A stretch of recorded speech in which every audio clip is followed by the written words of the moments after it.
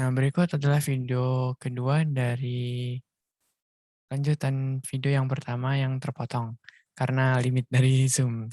Nah, di sini kita dari kekurangan SES di nomor 3 yaitu ada kemungkinan kehilangan manfaat dari browser built-in element inspector. Next.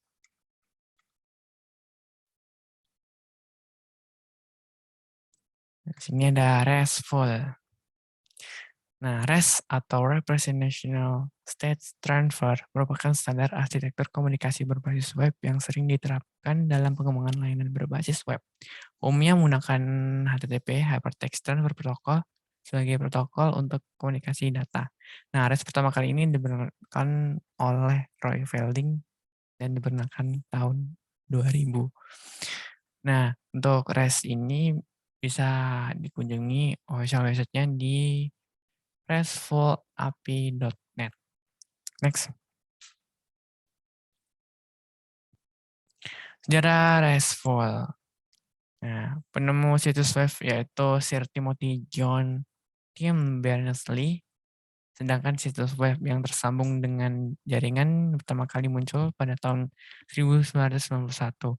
Nah, tujuan dari tim waktu itu ketika merancang situs web tersebut adalah untuk memudahkan tukar-menukar dan memperbarui informasi pada sesama peneliti di tempat ia bekerja.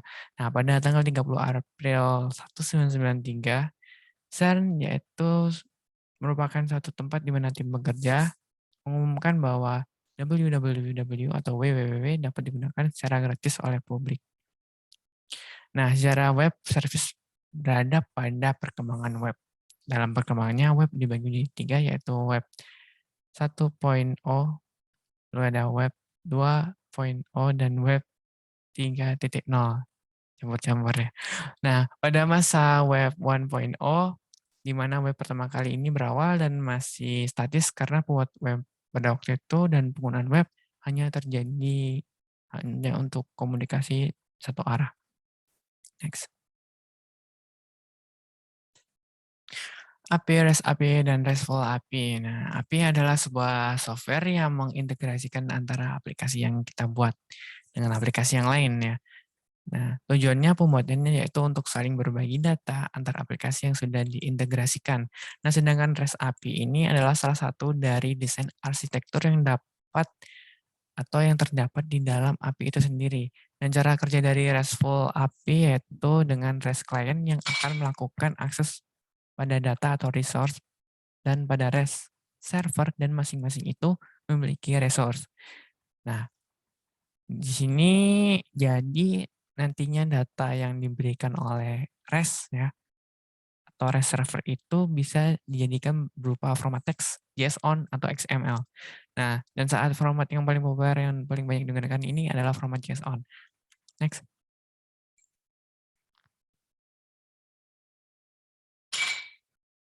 Nah, adapun metode HTTP yang secara umum dipakai dalam REST API adalah yang pertama ada GET yang berfungsi untuk membaca data atau resource dari REST server, lalu yang kedua ada POST berfungsi untuk membuat sebuah data resource baru di REST server, lalu yang ketiga ada PUT berfungsi untuk merubah data atau resource di REST server, lalu yang keempat ada delete berfungsi untuk menghapus data resource dari REST server, lalu yang kelima ada option yang berfungsi untuk menambahkan aplikasi yang disupport pada resource dari REST server. Next. Nah, mengapa harus menggunakan web API? Yaitu yang pertama, mendukung fungsi CRUD yang bekerja melalui HTTP protokol dengan melalui metode tadi, get, post, put, and delete. Lalu yang kedua, ada memiliki respon as a header dan HTTP status code. Lalu yang ketiga, mendukung banyak format teks seperti JSON, XML, atau format apapun yang kita inginkan. Akan tetapi kebanyakan digunakan ke dalam format JSON.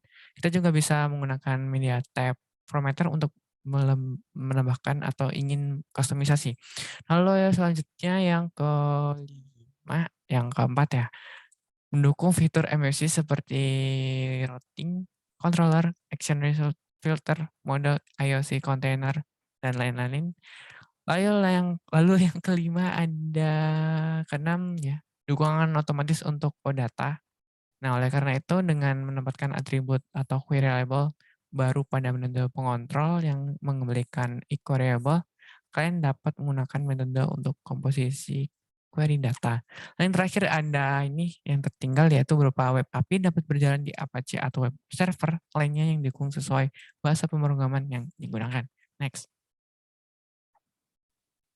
Konsep dasar sebelum bangun web API itu ada 4 macam ya.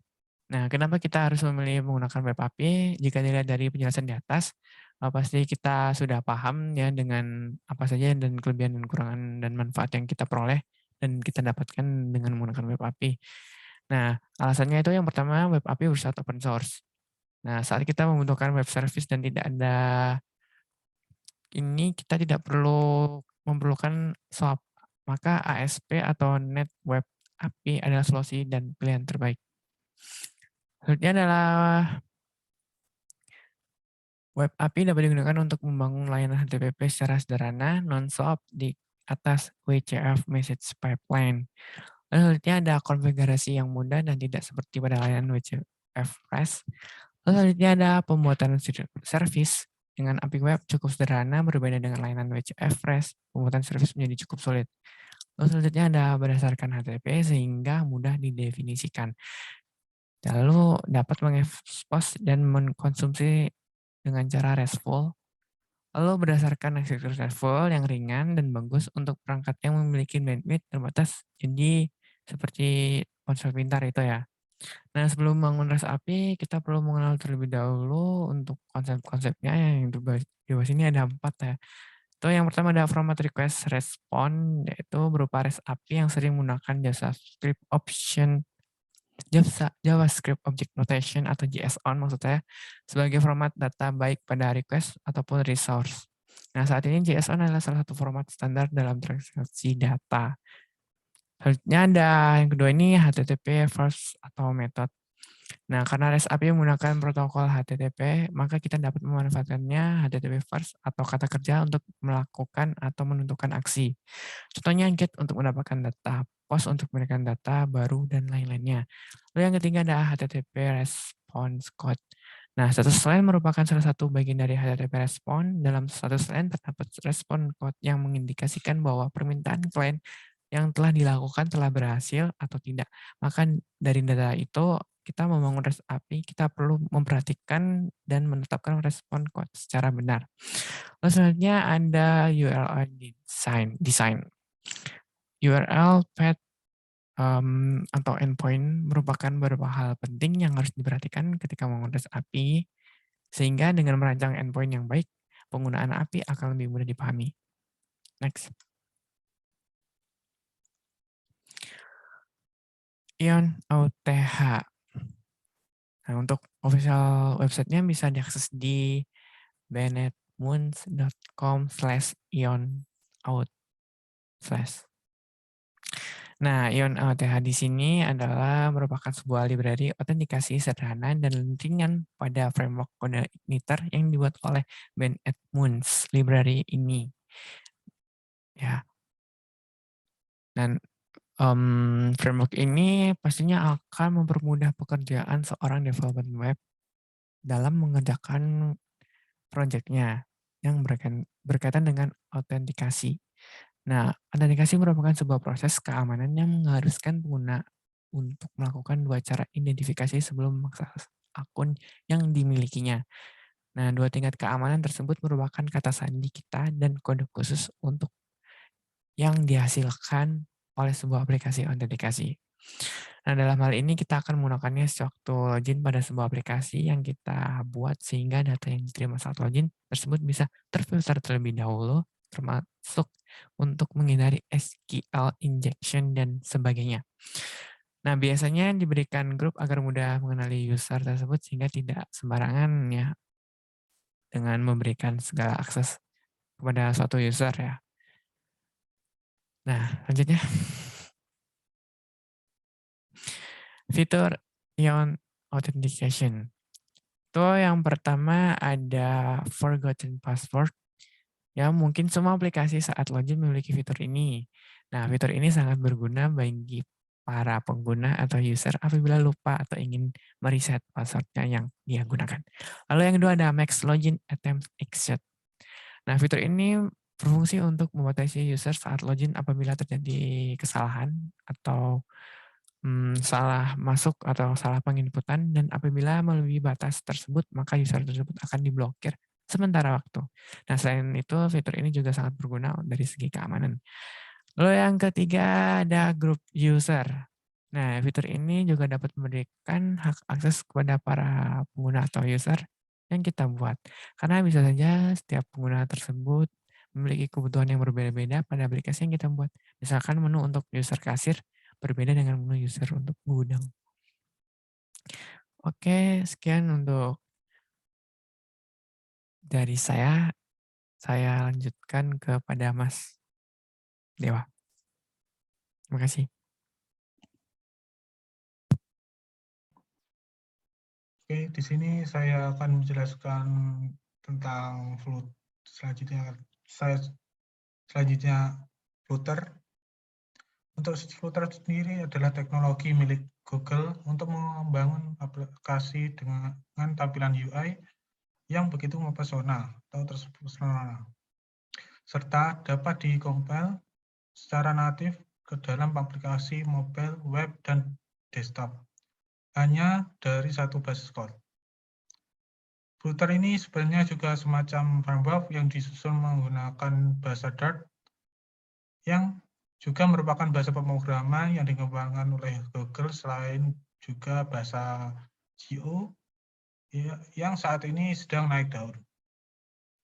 Flutter ini memiliki dua komponen penting, yaitu software development atau SDK dan juga framework user interface. Untuk penjelasannya, software development kit atau SDK merupakan sekumpulan tools yang berfungsi untuk membuat aplikasi supaya bisa dijalankan di berbagai platform.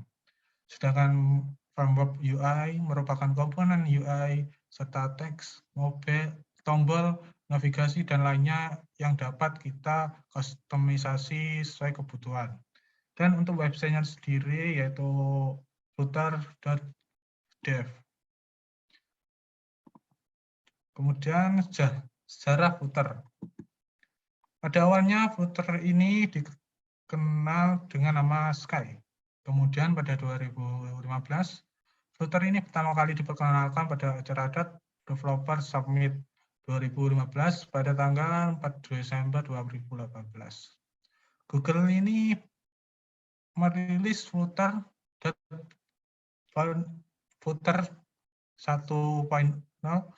di acara Flutter Live Event. Hal ini juga menandai rilisnya versi stabil pertama dari Flutter, selanjutnya Flutter 1.12 dirilis di acara Flutter Interact yang diadakan pada tanggal 11 Desember 2019. Pada versi ini, versi beta Flutter untuk web juga diperkenalkan ke publik. Untuk fitur-fitur dari Flutter, keunggulannya adalah yaitu hot reload.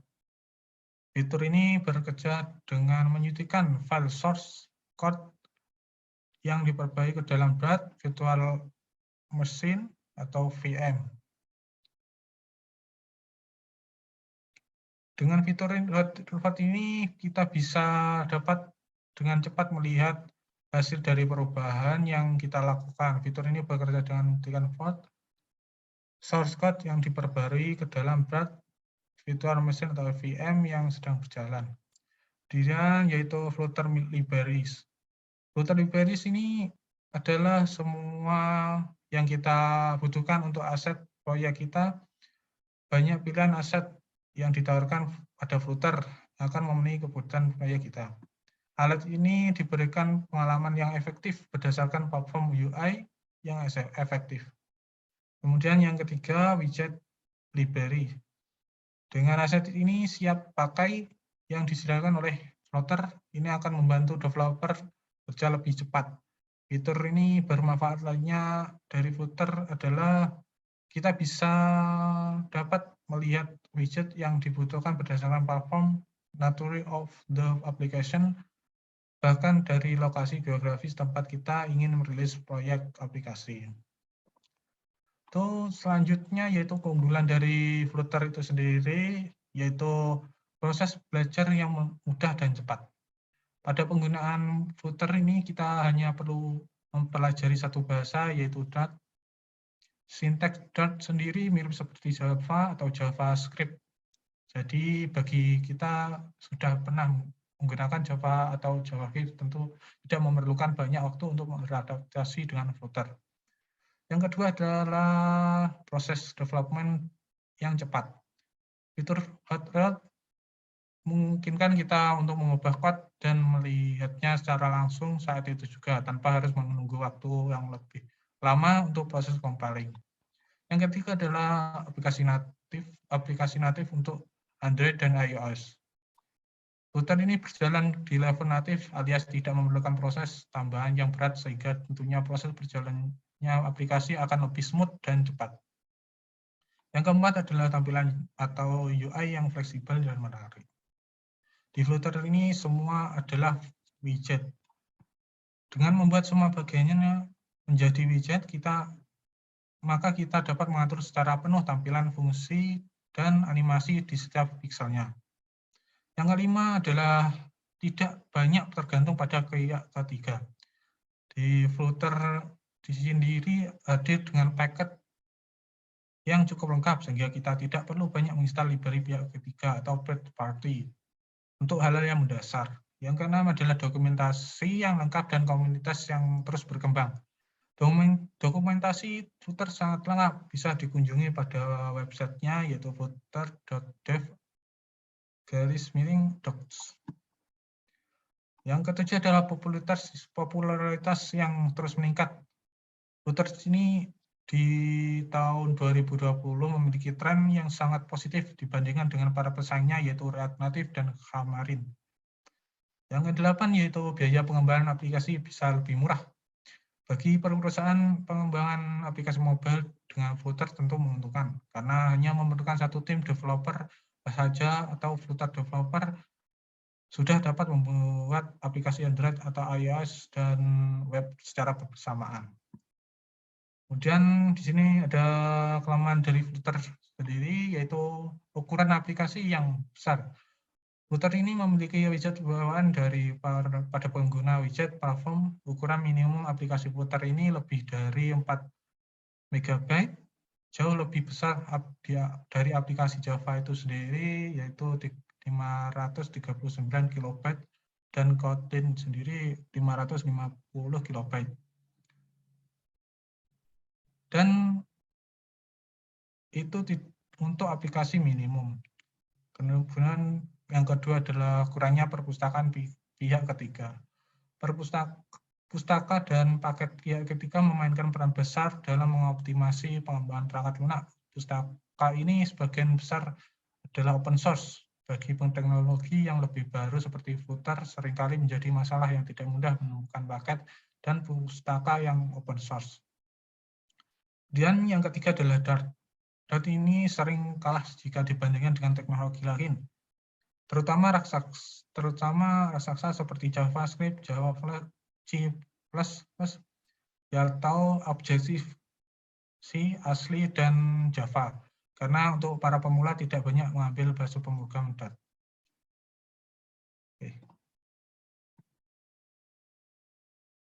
Selanjutnya adalah Redux. Redux ini adalah sebuah aplikasi statement management. Statement management ini adalah cara untuk memfasilitasi komunikasi dan berbagai data lintas komponen. State management menciptakan struktur data yang nyata untuk mewakili keadaan aplikasi yang dapat digunakan untuk membaca dan menulis. Dengan begitu, kita dapat melihat keadaan sebaliknya yang tidak terlihat saat mengerjakannya. Redux di sini berfungsi untuk melakukan perubahan type yang dibutuhkan oleh setiap fungsional yang ada di suatu aplikasi. Redux adalah library JavaScript yang dikhususkan untuk backend.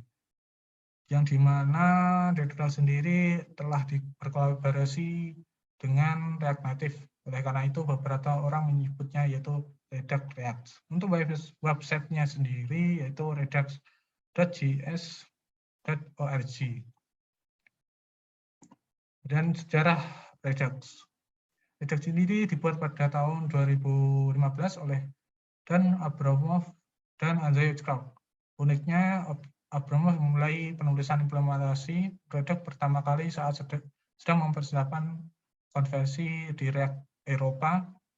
Saat ini Redux telah banyak digunakan bersamaan dengan library JavaScript umumnya seperti React dan Angular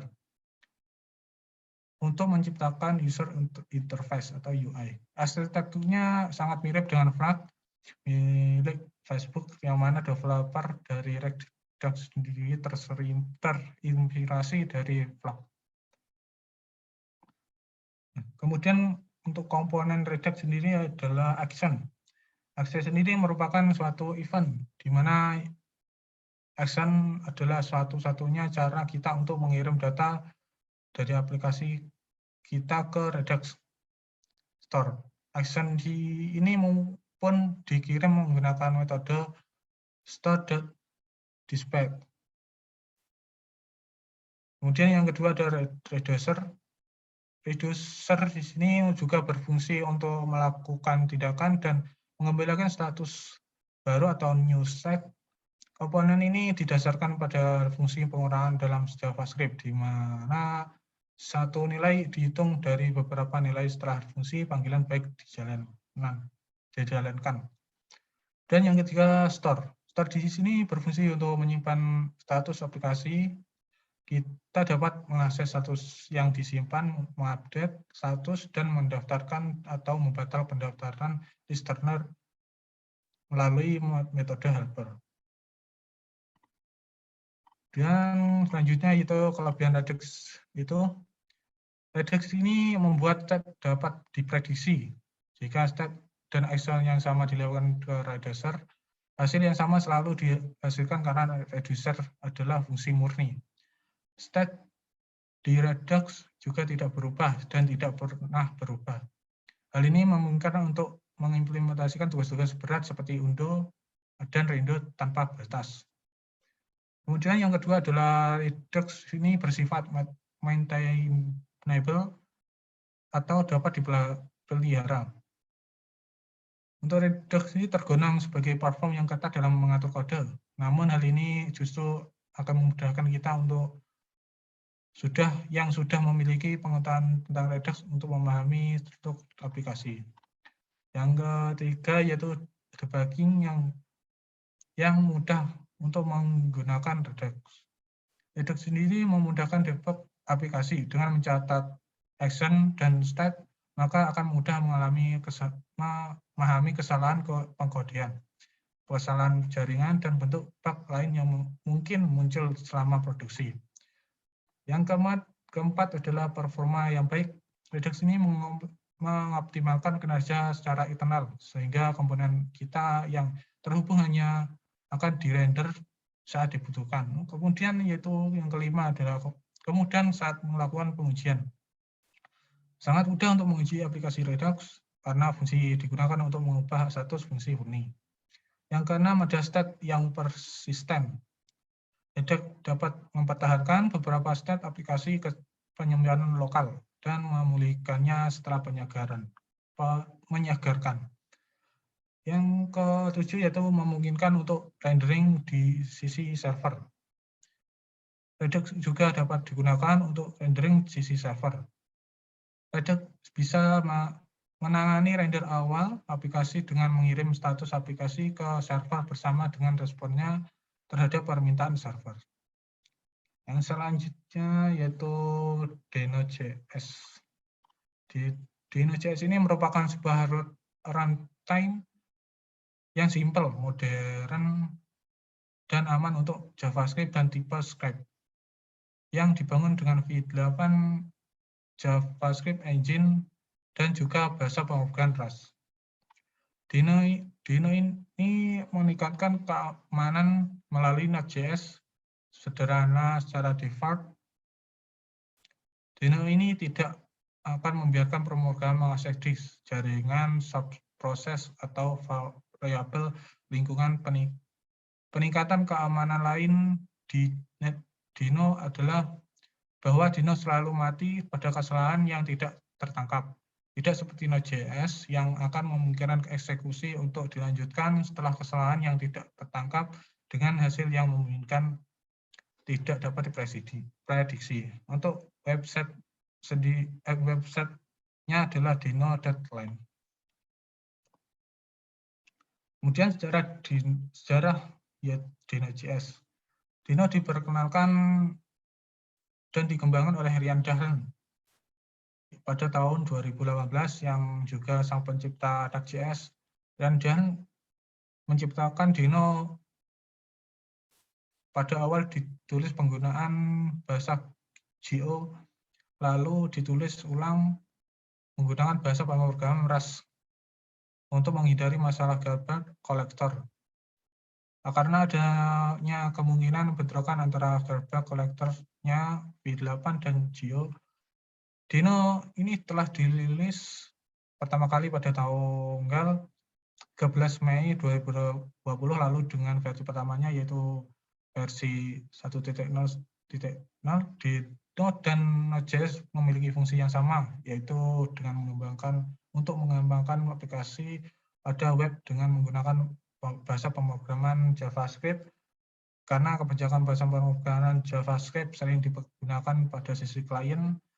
Dalam hal ini adalah pada browser. Kemudian fitur-fitur yang ditawarkan oleh Dino.js pada versi 1.0 yaitu built-in TypeScript.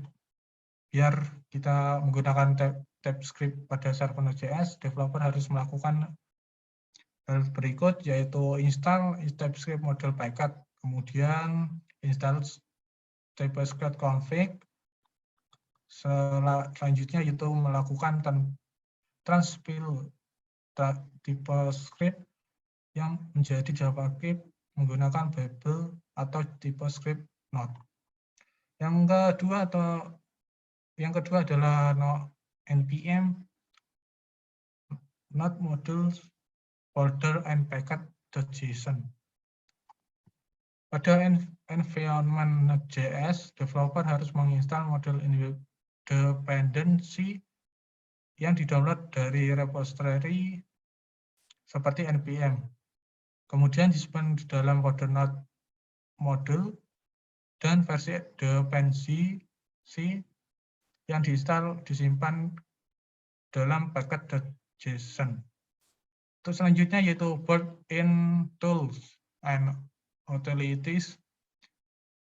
Dino ini menyediakan beberapa banyak built-in tools, jadi nggak perlu pusing untuk mengonfigurasi third-party tool. Tooling yang disediakan antara lain yaitu Test Runner atau Dino.test. Dalam ekosistem Node.js terdapat banyak alternatif test runner yang nggak official kayak Jasmine, Alpha, dan Mocha. Yang kedua adalah Cloud Formatter atau Dino FMT.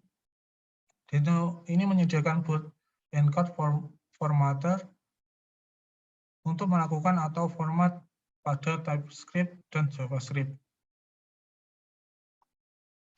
Kemudian yang keempat adalah STD and Dino Standard Library. Salah satu Dino.js meningkatkan DX atau Developer Experience adalah dengan menyediakan library model yang sudah distandarisasi dan berfungsi sebagai helpers atau utilities. Yang kelima ini yaitu Secure by Default.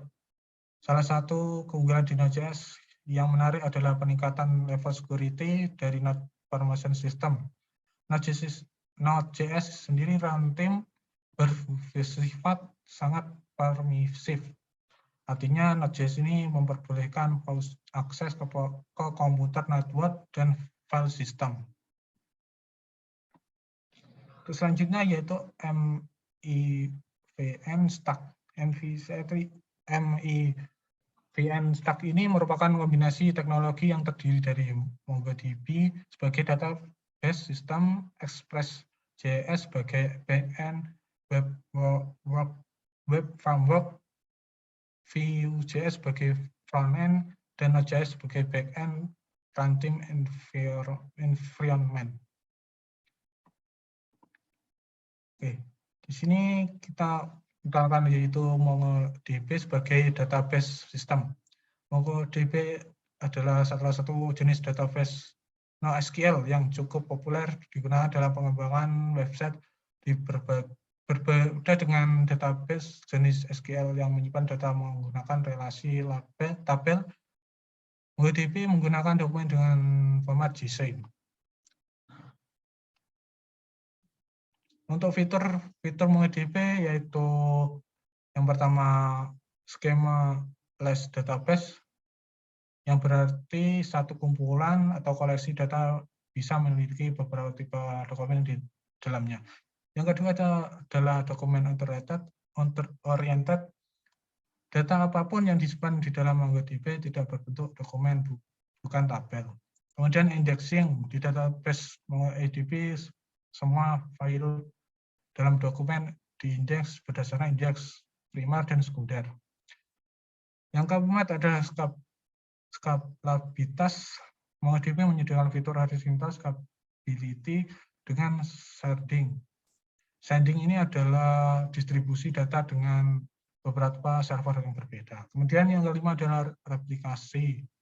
Yang dimaksud dengan apa itu replikasi, yaitu fitur MongoDB yang mampu membuat salinan data mengirimnya ke server yang berbeda-beda. Kemudian yang keenam adalah agresi. Ada 3 tipe agresi pada MongoDB yang disilakan, yaitu aggregation pipeline, yang kedua map reduce function, yang ketiga single purpose aggregation. Agregasi ini membuat MongoDB bisa beroperasi menggunakan grouped data untuk mendapatkan single result atau compounded result. Yang selanjutnya yaitu Express.js sebagai backend web framework. Express.js ini adalah sebuah framework web untuk Node.js yang ditulis dengan bahasa pemrograman JavaScript. Framework yang satu ini punya struktur MVC atau model view controller. Dengan begitu setiap data diolah pada model dihubungkan melalui controller, lalu ditampilkan menjadi informasi melalui view. Dan cara kerjanya adalah routing. Routing ini metode yang digunakan website server untuk merespon permintaan dari browser atau klien. Misalnya permintaan untuk menampilkan halaman tertentu. Cara kerja routing ini Express.js adalah dengan sebuah metode bernama app. Metode tersebut akan direspon setiap permintaan bentuk HTTP, misalnya yaitu get, post, put, dan delete. Yang kedua, middleware. Middleware ini berusia sebuah fungsi yang digunakan untuk mengakses permintaan objek atau REST, respon objek atau REST, dan setiap siklus permintaan respon tersebut atau next. Kemudian yang ketiga adalah serving static file. Static file ini adalah file yang diunduh oleh klien dari server. Yang keempat adalah template engine. Template engine adalah library yang memungkinkan pengembang memilih template yang berbeda. Oke. Selanjutnya itu Vue.js. Ada MVN sebagai front end. Vue.js ini adalah library JavaScript yang digunakan untuk membuat tampilan interface sebuah website yang interaktif. Pada dasarnya, fitur utama Vue.js lebih fokus pada rendering dan komposisi elemen. Namun untuk membuat aplikasi yang lebih kompleks, kita akan membutuhkan routing, state management, template building, tool, dan lain-lain. Fitur Vue.js ini yaitu combat properties, yang kedua ada event handling, yang ketiga components, yang keempat yaitu data binding, yaitu yang kelima visual DOM, yang keenam weight, yang ketujuh yaitu routing, yang ke-8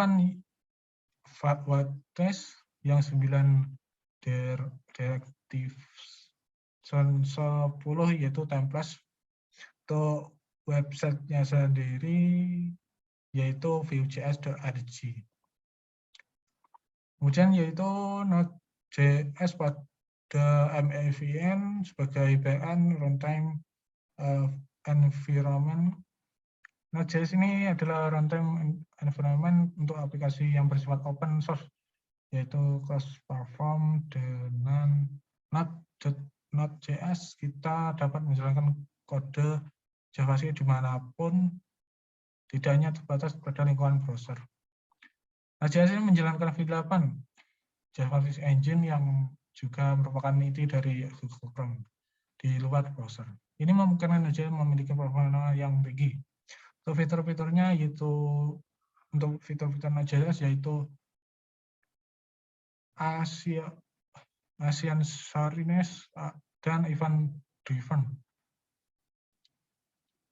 Yaitu semua API dari Node.js bersifat